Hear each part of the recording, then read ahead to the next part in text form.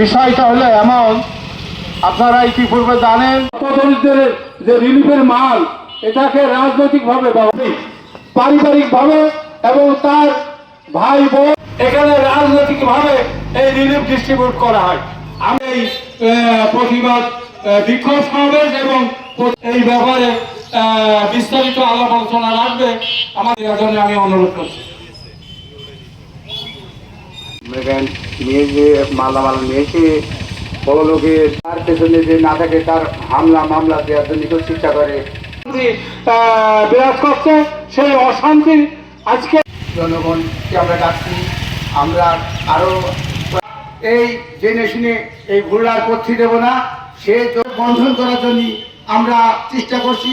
আর যদি এরকম প্রতিবাদ সভা, আর আমি কেমন লোক আমার ইউনিয়নের লোকজন জানে, আমরা প্রতিবাদ সভা করেছি।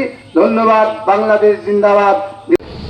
তখন আমরা শিশুতলা বাজারে যখন আনন্দ রাজনীতি মামলা দেশে সেই গরু কেনে, গরুর পেটে বাছুর থাকে, সেই সব গরু নিয়ে এদিক সেদিক লোকজন নিয়ে এসে চেয়ারম্যান মেম্বার নিয়ে এসে গোল বন্ধন করেছে। তারপরে সেক্রেটারি সেলুন গিয়েছে, আলিগের যে গ্রাম দিয়েছে ওনার কাছে আমি বলছি যে ভাই আমি রইলাম। আমার হাজবেন্ড মারা গেছে আজ 12 বছর।